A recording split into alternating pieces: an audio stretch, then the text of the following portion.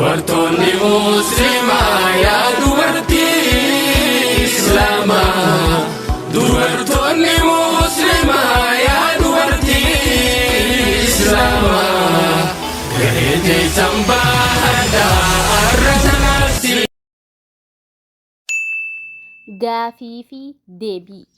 Gaafiin guyyaa har'aan tanaa arkaanni salaataa meeqa ja'a?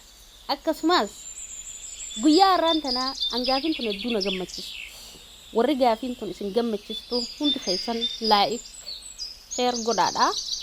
Aalama duniyaa kana biraan gayaa. Fakkeenyaaf anniin beeka, ati ni beekta, nama hin beekne jira. Arkaanni salaataa kunii yoo inni hin jiraanne salaanni keessan hin jiru.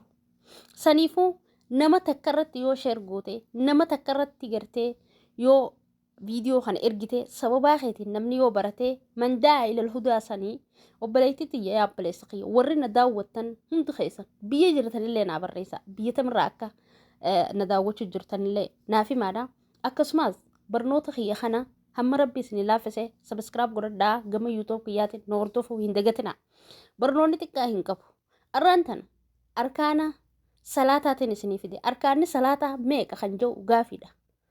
Kan lammaffaa ammoo arkaanni salaataa kun yoo salaata keessan nurraa irratee maaliin itti guutan moo salaanni hin jiru laazima arkaana kana sirreeffachuu qabna waan jedhamu gaafiidha kun. Ergamaan rabbi sallallahu alaihi wasallam hadiisa gartee Bukhaarii Muslim gabaase keessatti mandaa ilal hudaa je namni gara qaceellumaa takkaa gara khayrii takkaa nama yaame wallaahi laa yanqus irraa hin irrattu je abadan. Yoo gara sharriitti nama yaamtes akkasuma qabii taa'een arraan tan viidiyoo kana nama hin beekne baay'eetu jira. Ka arkaana salaataa kana hin beekne jira.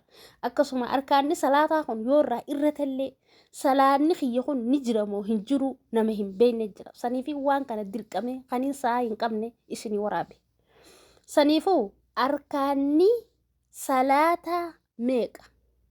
Yoo arkaanni salaataa kun nurraa irrate hoo maalin itti guutan moo salaanni keenya hin jiru waan jedhamu viidiyoo qabadhee isinii dhooba. Warri immoo beektan ajjala barreessitanii obboleen keessanillee akka isinirraa baratan ni gootan. Warri gartee gaafii tana guutuu deebisee badhaasa qaba. Irratti hirmaadhaa. Salaamu alaikum wa rahmatullahi wa barakaatu. Bakka irraa hordofu jirtan maqaa keessan akkasuma bakka irraa hordofu jirtan nabeessuun hedduu bareeda jajjabina anaaf. Dubartoonni musliimaa yaa dubartii